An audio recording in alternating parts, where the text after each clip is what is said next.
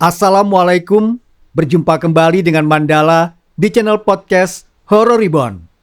Sahabatku di udara dimanapun kalian berada, makasih ya untuk komentar-komentar positifnya. Saya semakin bersemangat untuk mengudara setiap hari. Semoga Allah melancarkan segala urusan kita, memberi keberkahan dan diluaskan rizkinya. Amin.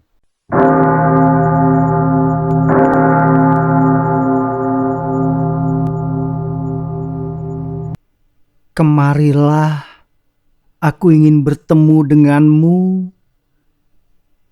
Ia menoleh ke kanan, mencari seseorang yang baru saja membisikkan sesuatu dengan nada yang begitu lirih di telinganya. Sama seperti yang sudah-sudah, tidak ada siapapun. Bisikan itu terdengar tanpa wujud sama sekali. Nama pemuda itu Ilham. Umurnya baru saja beberapa hari ini menginjak 21 tahun. Ia adalah anak bungsu dari 2 bersaudara. Kakaknya telah meninggal ketika berumur 5 tahun, jauh sebelum ia lahir. Jadi Ilham hanya mengetahui soal kakaknya dari cerita ayah dan ibu. Mas Ilham, ada apa? Kok Mas sering banget tidak fokus saat diajak bicara? Apa ada sesuatu yang membuat Mas terganggu? Gea mengibaskan telapak tangan di depan wajah Ilham, membuatnya tersentak dari lamunan. Maaf Gea, tadi aku merasa ada yang memanggil. Maaf. Tutur Ilham merasa tidak enak karena telah mengabaikan gadis yang secara terang-terangan bilang suka padanya itu. Gea adalah anak pemilik bengkel tempat Ilham bekerja. Umurnya 19 tahun, 2 tahun lebih muda daripada Ilham. Parasnya cantik dengan rambut sebatas punggung, memiliki hidung mungil dan mata bulat indah yang selalu tampak ceria. Gea adalah gadis yang sangat supel dan energik. Mereka berdua kenal saat Gea bersama keluarganya pindah ke kampung ini dan mendirikan bengkel di tepi jalan lintas provinsi 3 tahun lalu. Saat itu, hubungan mereka sebatas saling pandang dan sapa saja, karena status keduanya adalah kakak dan adik kelas. Ilham juga tidak tahu apapun soal latar belakang Gea. Setahun kepindahan Gea, selepas Ilham lulus SMA, ia melamar kerja di sebuah bengkel yang kebetulan membutuhkan karyawan. Beruntung, Ilham sudah sering membantu ayahnya servis motor sendiri, walau cuma kerusakan kecil. Setidaknya sedikit pengalaman tersebut membuatnya diterima setelah 1 hari tes kerja. Ilham cukup terkejut saat melihat Gea yang sudah naik kelas 2 SMA pulang ke bengkel tempatnya bekerja. Tidak disangka, Gea adalah anak dari pemilik bengkel tersebut. Dari situ, hubungan mereka semakin dekat. Gea kerap duduk-duduk di bengkel membantu ayahnya melayani orang membeli spare parts sambil memandangi Ilham yang sedang mengutak-atik badan motor. Dari pertemuan yang hampir terjadi setiap hari, juga rasa kagum yang pernah ada karena dulu Ilham termasuk jajaran kakak kelas yang cukup populer di kalangan murid perempuan, Gea akhirnya jatuh hati melihat Ilham bekerja begitu keras untuk masa depannya. 6 bulan Ilham bekerja. Gea lebih dulu yang mengutarakan perasaannya. Ia tidak seperti Ilham yang pemalu dan sedikit pasif soal sosialisasi. Gea dengan berani dan percaya diri mengatakan rasa sukanya saat Ilham baru selesai dengan 1 motor dan duduk menyekap peluh. Ia bahkan melakukannya di depan ayahnya sendiri tanpa sedikit pun ragu. Ayah Gea tidak lantas marah mendengarnya. Meski bisa dibilang keluarga mereka berbeda secara ekonomi, ia malah senang karena putrinya jatuh hati pada pria baik-baik. Ayah Gea dapat melihat kalau Ilham adalah pemuda jujur dan bekerja keras. Maka beliau cuma tersenyum dan bilang mau istirahat ke dalam ketika melihat suasana berubah jadi canggung karena kehadirannya. Siang itu keduanya resmi pacaran, karena ternyata Ilham diam-diam juga memendam rasa setelah 6 bulan terakhir sering bertemu dan berbincang dengan Gea. Nggak apa kok, Gea cuma penasaran apa yang ada di dalam pikiran Mas Ilham. Soalnya Mas sering tidak fokus begitu beberapa hari terakhir, tidak seperti biasanya. Lihat itu, es batu di minuman Mas sudah cair, padahal minumannya belum habis setengah. Gea saja sudah pesan lagi. Kadang Gea merasa kalau perasaan Gea bertepuk sebelah tangan. Tahu kalau Mas Ilham begini, Gea jadi berpikir kalau selama setahun setengah ini Mas cuma pura-pura suka. Kalau dulu Mas menerima Gea hanya karena tidak enak dengan ayah. Gea bicara sambil menyeruput es jeruk yang ia pesan untuk kedua kalinya. Mereka tengah makan malam di kafe setelah mendapat izin dari ayahnya Gea. Kebetulan hari ini Ilham libur. Bukan seperti itu. Aku cuma... susah menjelaskannya. Soalnya aku sendiri kurang paham juga. Pokoknya Gea tidak perlu khawatir soal perasaan. Aku juga suka sama Gea. Aku cuma sedang ada masalah keluarga yang belum bisa aku ceritakan pada orang lain. Jadi banyak pikiran saja. Maafkan aku ya Gea. Ilham berdalih untuk menenangkan Gea karena memang ia belum bisa mengatakan kebenarannya. Gak apa-apa Mas Ilham. Gea mengerti kok. Gea cuma mengatakan apa yang selintas tadi ada di kepala. Dulu juga ia pernah jadi cuek dan seperti tidak peduli pada ibu sampai membuat ibu menangis. Gea juga kesal waktu itu. Tapi kemudian Gea paham kalau ayah cuma sedang berjuang agar kami punya masa depan yang lebih baik.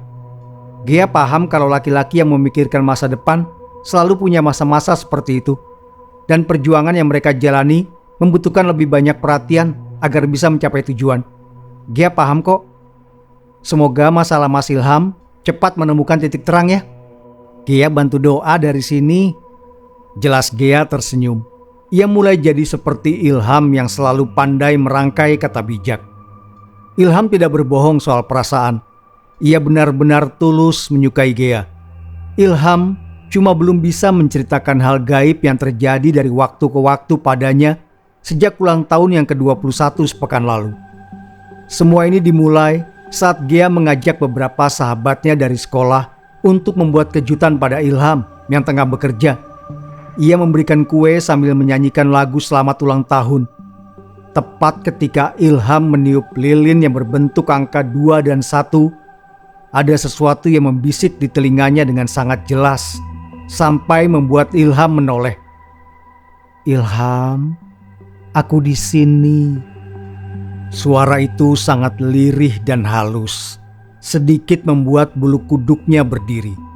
Namun, karena tidak ada siapa-siapa, Ilham menganggap itu bisikan Gea, walau sebenarnya Gea tidak pernah memanggil namanya langsung.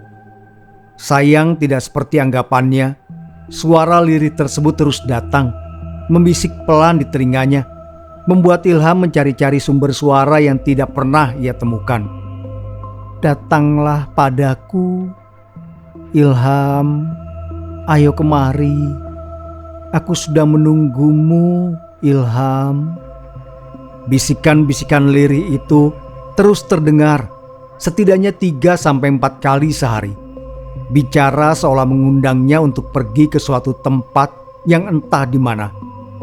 Pada malam kedua sejak hari ulang tahunnya itu, Ilham terbangun karena mendengar panggilan yang berasal dari luar rumahnya.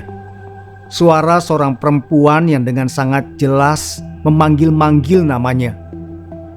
Ilham, Ilham, keluarlah Ilham, aku sudah lama menunggumu. Ilham yang penasaran langsung keluar kamar untuk memeriksa. Tapi saat ia menyibak tirai jendela yang menghadap halaman depan, suara panggilan itu hilang bersama embusan angin malam. Ilham lantas duduk di kursi ruang tamu, termenung memikirkan apa yang tengah ia alami. Ibu Ilham, Mundi, tentu sadar dengan keanehan yang dialami putranya. Meski Ilham tidak menceritakan apa-apa sekalipun, Mundi bisa tahu kalau ia menyimpan rahasia. Apalagi jelas sekali kalau Ilham sering menoleh ke sana kemari saat sedang diajak bicara. Seakan-akan ada orang yang memanggilnya. Mundi juga sudah 2 kali memergoki Ilham duduk termenung di kursi ruang tamu tengah malam. Entah apa yang sedang putranya pikirkan sampai membuat wajah serius dengan dahi berkerut seperti itu. Setiap Mundi bertanya soal apa yang sedang mengganggu pikirannya, Ilham selalu membalas dengan melempar senyum dan bilang kalau ia hanya memikirkan masa depan. Tapi sebagai ibu, Mundi tahu sekali Ilham berbohong. Alasan ia tidak memaksa putranya untuk bicara jujur adalah karena Mundi tidak ingin terlalu ikut campur. Bisa jadi itu masalah hubungan asmaranya dengan putri pemilik bengkel tempat ia bekerja. Mundi tidak ingin merusak suasana dengan terlalu ikut campur masalah percintaan Ilham.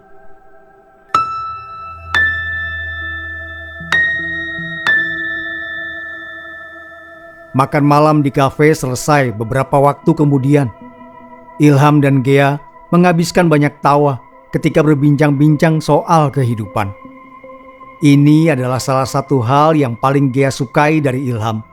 Ia tidak pernah membicarakan soal orang lain, bahkan meskipun itu sekadar hal kecil seperti menertawakan teman yang terjatuh misalnya. Ilham lebih suka mencari topik obrolan netral seperti film, komedi, pelajaran, atau membicarakan cita-cita dan masa depan.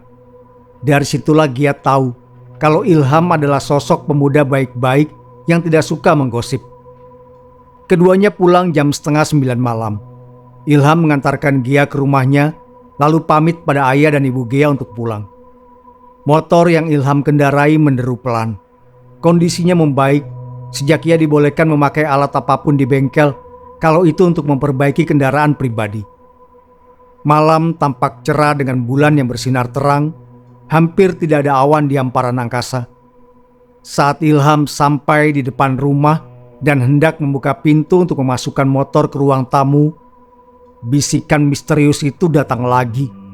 Ini yang kelima hari ini. Ilham, aku merindukanmu. Ilham, kita akan bertemu sebentar lagi. Tunggu aku, Ilham. Ilham menoleh ke kanan, merasakan sumber suaranya dari sana.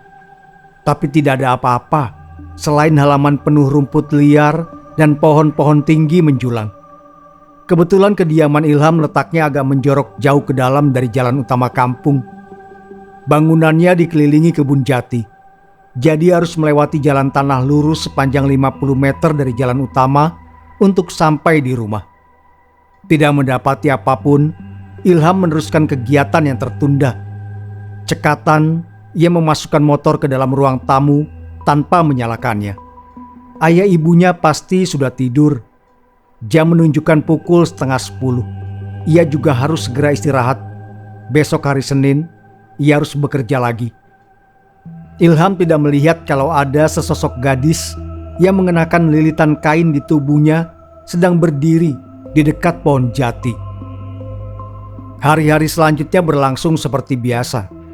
Mundi membantu suaminya, Rolis, bekerja di ladang jagung, sedangkan Ilham berangkat kerja pagi-pagi ke bengkel milik ayah Gea. Tidak ada hal berarti yang terjadi.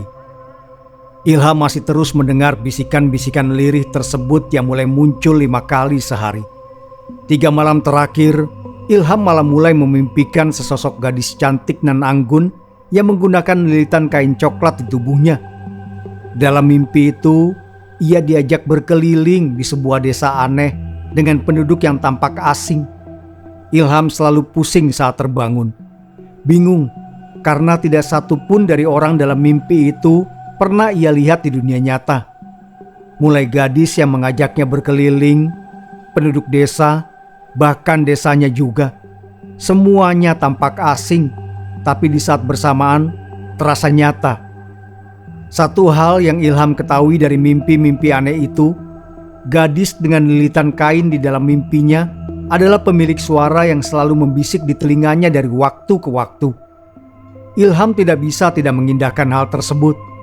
Ia jadi lebih sering melamun dan kurang fokus saat diajak bicara. Pikirannya berputar keras, berusaha mengungkap semua ini. Rasa penasarannya terhadap gadis dalam mimpi itu sudah hampir tidak terbendung. Sampai suatu titik, sikap Ilham yang tampak selalu terganggu dan sering melamun membuat Gea marah, dan akhirnya mereka bertengkar. Hal tersebut juga membuat pekerjaan Ilham terganggu, sampai ayah Gea menegurnya secara pribadi dan bertanya karena khawatir. Pada malam ke-7, sejak ia mulai memimpikan gadis misterius itu, Ilham memimpikan sesuatu yang berbeda di tidurnya. Dalam mimpinya, Ilham melihat jalan tanah yang sangat ia kenali. Jalan yang diapit oleh pohon-pohon jati di kanan kiri yang selalu ia lalui ketika berangkat dan pulang kerja. Awalnya, mimpi itu hanya berisi jalan di depan rumahnya saat malam hari. Sampai kemudian, ada sesosok gadis memakai lilitan kain coklat yang berjalan menuju rumahnya. Gadis itu berjalan pelan. Kain coklat di tubuhnya melilit sedemikian rupa sampai menutupi hampir seluruh bagian badan. Ia lalu berhenti di depan rumah Ilham, berdiri di tengah-tengah halaman depan sambil memanggil-manggil namanya. "Ilham, aku datang Ilham. Kemarilah, datang padaku Ilham. Ikuti aku. Ilham, bangunlah Ilham." Ilham terlonjak kaget dari tidur. Badannya penuh dengan peluh sampai membuat kaos yang ia kenakan basah. Ilham tidak habis pikir. Suara panggilan gadis di dalam mimpinya begitu nyata sampai membuat ia terbangun. Baru saja Ilham hendak ganti baju dan kembali tidur, terdengar suara perempuan berseru memanggil namanya dari depan rumah. Ilham langsung tersadar kalau yang ia dengar di dalam mimpinya tadi berasal dari dunia nyata. "Ilham, bangunlah. Kita sudah bisa bertemu sekarang, Ilham. Ilham, akhirnya aku bisa menemuimu."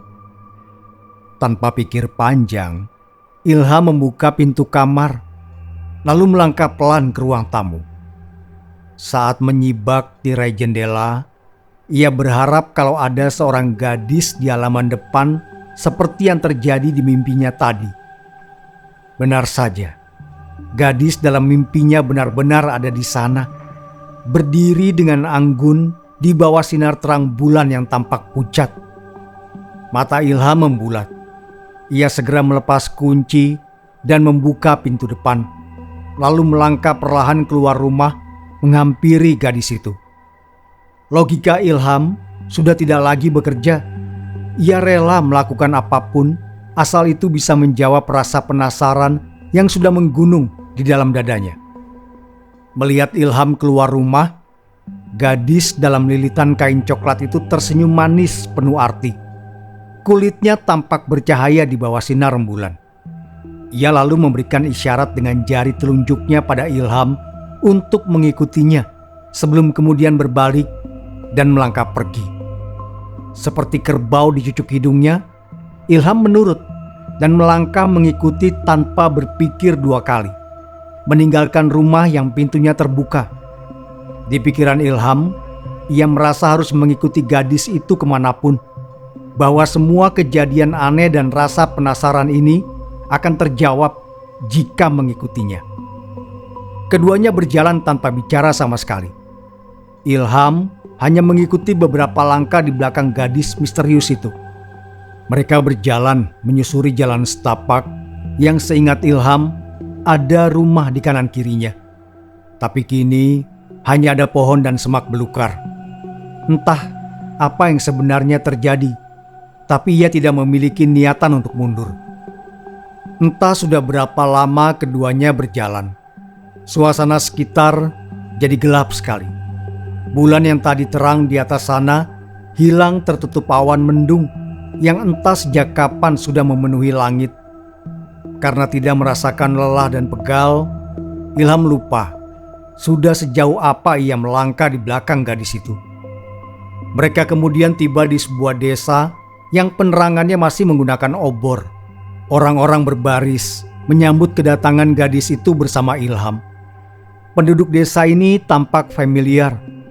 Mereka mengenakan pakaian asing dengan warna persis seperti kain yang melilit tubuh gadis yang tadi membawanya ke sini. Para pria mengenakan baju coklat yang bagian depannya terbuka tanpa kancing, serta celana panjang yang sedikit mengembang di bagian ujungnya. Sedangkan para wanita mengenakan pakaian kurang lebih seperti gadis tadi. Kain coklat yang dililit sedemikian rupa menutupi badan. Ilham mendadak ingat kalau desa ini adalah desa yang selalu muncul di mimpinya seminggu terakhir. Selamat datang di desa kami, Nak Ilham. Kedatanganmu sudah ditunggu-tunggu di sini. Mari, ikut saya. Salah seorang pria yang tampak berumur 40-an maju menyambut Ilham, lalu mengajaknya masuk ke desa. Para penduduk desa lain menyingkir, memberikan jalan saat pria itu lewat. Ilham mengekor 2 langkah di belakangnya. Ilham menatap takjub ke sekitar. Rumah-rumah di desa ini terbuat dari kayu yang susunannya terlalu rapi untuk disebut rumah kayu. Melihatnya sampai membuat ia terpana dan merasa janggal di saat yang bersamaan. Nama saya Maduma. Saya kepala desa ini. Nak Ilham bisa panggil saya Bapak. Anggap saja di rumah sendiri. Pria itu mengenalkan diri sambil menuntun Ilham menuju salah satu rumah di mana gadis yang menjemputnya tadi sudah menunggu sembari duduk bersimpuh di teras panggungnya. Saya rasa kamu sudah bertemu dengan Lasma, putri kami. Kemarilah, duduk di sini. Lasma sudah lama mengenalmu. Kini giliran kamu yang harus mengenalnya. Saya akan pergi ke dalam untuk memberikan kalian waktu berdua. Ilham kemudian duduk di depan Lasma yang tersenyum ke arahnya. Ia baru menyadari bahwa gadis cantik itu tidak memiliki garis antara hidung dan mulut. Meski demikian, wajahnya tetap cantik menawan. Tentang apa semua ini? Siapa kamu sebenarnya? Bagaimana kamu bisa mengenalku? Ilham mulai bicara dengan mengutarakan 3 pertanyaan yang paling besar di benaknya. Ini tentang pernikahan, Ilham. Aku memilihmu untuk menjadi pasanganku. Maaf, karena tiba-tiba bicara begini. Tapi aku sudah lama menyukaimu. Bertahun-tahun lamanya. Sudah lama aku ingin bicara denganmu. Tapi aku hanya bisa melakukannya setelah umurku 21 tahun. Aku mengikutimu beberapa hari terakhir karena aku harus berbisik langsung ke telingamu agar kamu bisa mendengarnya. Lalu, ada malam-malam tertentu supaya kamu dapat melihatku, seperti malam ini. Kamu bertanya siapa aku, Ilham? Aku adalah putri dari kepala desa ini, Desa Marnipi. Ini adalah desa orang Bunian, atau kalau di kampungmu, kalian biasa menyebut kami orang gunung. Kita bertemu beberapa tahun lalu saat kamu ikut ayahmu ke gunung. Saat itu aku melihatmu melepaskan burung yang terjerat tali. Aku jatuh hati padamu sejak saat itu. Lasma menjelaskan dengan lembut. Di sisi lain, mata Ilham membulat saat mendengar soal orang gunung. Ia tidak menyangka kalau dirinya sekarang berada di alam gaib yang pernah diceritakan oleh ayahnya. Meski demikian, Ilham tidak lantas panik. Secara tidak langsung, ia sudah menduga hal semacam ini karena apa yang menimpanya beberapa waktu belakangan jelas gaib. Ilham kemudian berbincang santai dengan Lasma. Entah mengapa, ia merasa seperti bertemu dengan teman lama. Tayal keduanya tertawa saat melempar canda, seperti sepasang kekasih yang sedang dimabuk cinta. Seorang perempuan datang membawa nampan berisi makanan, menawarkan Ilham beberapa kue dan minuman. Ia mengenalkan diri sebagai Ibu Lasma. Ilham menolak halus, bilang kalau dirinya tidak biasa makan minum di malam hari. Lasma tersenyum melihatnya. Padahal ia sudah siap-siap melarang kalau Ilham hendak makan atau minum apa yang disuguhkan ibunya. Beberapa saat terlewati sambil berbincang hangat. Ilham mulai mengantuk. Rasa capek dan letih menyerangnya bersamaan, seakan tadi tertunda. Ia menguap beberapa kali dengan mata yang sudah setengah menutup. Melihat hal itu, Lasma segera mengajak Ilham masuk ke dalam rumah, lalu mengantarnya menuju sebuah kamar. Kamu bisa tidur di sini, Ilham. Sepertinya kamu sudah mengantuk. Soal pernikahannya, jangan sampai itu membebanimu. Kamu tidak harus setuju. Kamu juga tidak perlu merasa berat hati jika ingin menolak. Aku mencintaimu, tapi aku tidak seperti ayah dan ibu dan kebanyakan orang Bunian. Aku tidak ingin ada unsur paksaan di dalam pernikahanku. Lasma berhenti bicara. Ia memberikan segelas air putih pada Ilham yang berdiri di ambang pintu sebelum melanjutkan. Kalau kamu minum atau makan sesuatu dari alam kami, kamu tidak akan bisa pulang. Tadi ibuku menawarkan makanan padamu agar kamu terjebak di sini dan mau tidak mau menikah denganku. Itu siasatnya. Kebahagiaanku adalah hal wajib baginya. Tapi aku sudah siap-siap melarang kalau kamu mau makan salah satunya. Tapi sepertinya kamu tidak tertarik." Lasma berhenti. Ia menunduk cukup lama sambil tangannya meraih pundak Ilham. Air mata jatuh ke lantai dari pipinya saat Lasma mengangkat kepala untuk menatap wajah Ilham. "Ilham, aku sangat mencintaimu. Sungguh, kamu adalah anugerah paling berarti yang mampir di hidupku. Tapi aku tidak mau memaksamu mencintaiku sebesar rasa cintaku padamu. Jadi pikirkanlah apa keputusanmu sebelum tidur. Minum ini jika kamu bersedia menjadi suamiku. Biarkan saja kalau tidak bersedia. Aku akan menghargainya meski kamu menolak. Aku sudah cukup puas bisa berbincang denganmu walau hanya sesaat. Selamat beristirahat, Ilham. Pilihanmu malam ini akan menentukan apa yang terjadi esok pagi." Setelah berkata demikian, Lasma mengecup pipi kanan Ilham sekilas, lalu pergi dengan senyum dan air mata. Ilham menutup pintu kamar, lalu duduk di tepi ranjang kayu. Gelas air putih pemberian Lasma ia letakkan di lantai. Ilham termenung dengan pikiran-pikiran yang berputar. Bisa-bisanya ia pergi meninggalkan ayah dan ibu di rumah dan berjalan kemari. Rasa penasaran benar-benar membuat dirinya tidak berpikir sama sekali. Ilham juga memikirkan soal pernikahan ini. Entah kenapa, ia merasa tidak enak hati untuk menolak. Tapi saat wajah Gea dan kedua orang tuanya melintas di benak, Ilham memutuskan untuk tidak meminum air putih di dalam gelas dan meletakkannya di lantai dekat ranjang. "Maaf Lasma, aku akan pulang besok."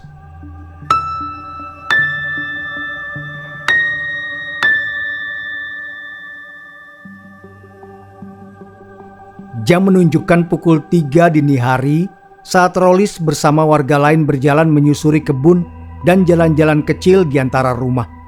Mereka menebar beras yang sudah dicampur dengan garam sedikit demi sedikit. Doa tidak henti ia panjatkan pada Allah agar anaknya segera ditemukan. Beberapa jam sebelumnya, Mundi terbangun merasakan hawa dingin yang tidak biasa. Juga karena mendengar suara daun pintu yang bergerak-gerak. Betapa terkejutnya ia saat melihat pintu depan terbuka lebar, sementara Ilham tidak ada di kamar. Sandal Ilham hilang. Anak itu pergi entah kemana tanpa bilang. Mundi langsung membangunkan suaminya sambil menangis panik, bilang kalau Ilham pergi keluar rumah tanpa pamit. Rolis langsung bergegas mencari ke sekitar, tapi tidak ada jejak keberadaan Ilham di mana-mana. Rolis kemudian meminta bantuan para warga. Mengingat sikap Ilham akhir-akhir ini, ia yakin kalau anaknya diculik makhluk halus. Maka para warga membantu mencari Ilham sambil menebar butir-butir beras yang sudah dicampur garam. Mereka percaya itu bisa menarik keluar manusia yang terjebak di alam gaib. Pencarian berhenti saat azan subuh. Tidak ada hasil apapun. Paginya, Rolis melaporkan hilangnya Ilham ke kantor polisi. Ia juga memulai pencarian sekali lagi setelah pulang. Bersama para warga, Rolis menyusuri dusun, sawah, dan kebun di sekitar kampung. Mereka bahkan mencari sampai seberang sungai di tepi kampung. Ayah Gea yang mendapati Ilham tidak masuk kerja langsung datang ke rumahnya dituntun oleh Gea yang sudah beberapa kali ke sana. Ayah Gea berasumsi kalau Ilham sakit, mengingat sebelumnya ia tidak pernah bolos sama sekali. Betapa terkejutnya mereka saat tahu kalau Ilham hilang tadi malam. Gia bahkan langsung jatuh lemas karena terpukul.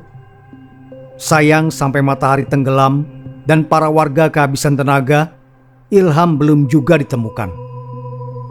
Pada hari kedua, tim SAR gabungan yang mencari dalam radius 5 km akhirnya menemukan Ilham. Ia tergeletak di atas pohon rambutan besar di lereng gunung yang berjarak 3 km dari rumahnya. Ilham yang ditemukan dalam keadaan tidak sadarkan diri langsung dibawa ke rumah sakit terdekat. Rolis dan Mundi bersujud penuh syukur saat mendapat kabar dari polisi kalau Ilham berhasil ditemukan. Keduanya bergegas berangkat ke rumah sakit dengan perasaan lega. Tidak lupa Mundi mampir ke bengkel untuk memberitahu Gea kalau Ilham sudah ditemukan. Dua keluarga kemudian berangkat ke rumah sakit menggunakan mobil ayah Gea.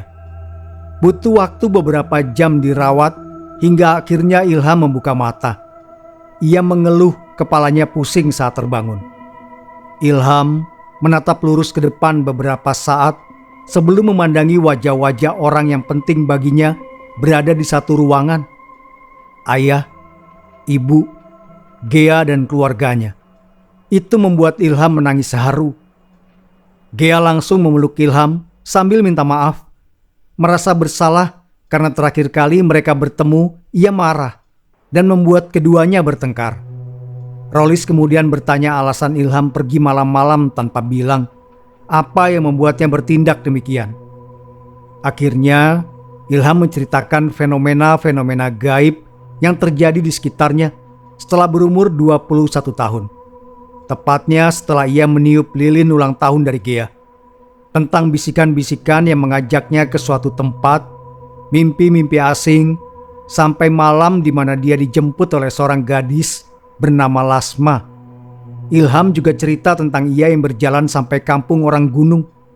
Soal dirinya yang hampir dijebak untuk dipaksa menikah dengan Lasma oleh ibunya. Beruntung, Lasma membebaskannya, jadi ia bisa pulang dengan selamat.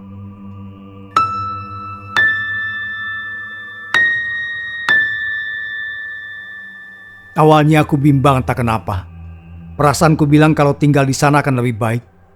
Lasma juga tulus mencintaiku tanpa memaksaku untuk menerimanya. Aku jadi ingin meminum air di gelas itu. Tapi ketika teringat wajah ayah dan ibu, lalu wajah Gea, aku bertekad untuk pulang. Kisahnya membuat Gea menangis terharu dan kembali memeluknya. Ia menyesal berpikir kalau Ilham tidak sayang padanya beberapa hari terakhir. Gea sama sekali tidak menyangka kalau ada bisikan-bisikan gaib yang membebani Ilham sampai membuatnya bersikap demikian. Ilham diizinkan pulang ke rumah setelah 1 hari dirawat. Ia diantar menggunakan mobil oleh ayah Gea. Setelah dua keluarga bertemu, hubungan Ilham dan Gea resmi mendapat restu untuk naik ke jenjang berikutnya. Keduanya bertunangan 1 bulan setelah Ilham pulih seutuhnya. Karena segera jadi mantu, Ilham diangkat menjadi kepala toko di bengkel milik ayah Gea. Bengkel itu rencananya akan diberikan pada Ilham dan Gea setelah mereka menikah nanti. Gea pernah bertanya pada Ilham soal Lasma, seberapa cantik gadis bunian itu dan apakah dia masih membisikkan sesuatu pada Ilham. Tampak jelas dari mimik mukanya kalau Gea cemburu, padahal mereka berdua sudah bertunangan. Kamu pastinya lebih cantik, Gea. Kamu manusia dan nyata berada di hadapanku. Mana bisa yang tidak terlihat lebih cantik darimu? Aku juga sudah tidak mendengar bisikan apapun lagi setelah hilang itu. Tidak sama sekali sampai sekarang. Kamu tidak perlu khawatir. Jawaban itu tentunya membuat Gea bahagia. Sebenarnya, Ilham berbohong soal keduanya. Pertama, Lasma jelas jauh lebih cantik dan menawan dibanding Gea. Meski tidak memiliki garis di antara hidung dan bibir yang akhirnya Ilham ketahui disebut philtrum. Dan yang kedua, Ilham masih bisa mengingat dengan sangat jelas bisikan yang ia dengar saat pertama kali membuka mata di rumah sakit. Kamu selalu menjadi cinta pertamaku, Ilham. Semoga kamu tidak melupakan gadis bunian yang tulus mencintaimu ini, Lasma. Meskipun Ilham tidak bisa melihat wujudnya saat itu, tapi ia tahu kalau Lasma tengah duduk di sisi ranjang sembari menitikkan air mata perpisahan saat mengucapkannya.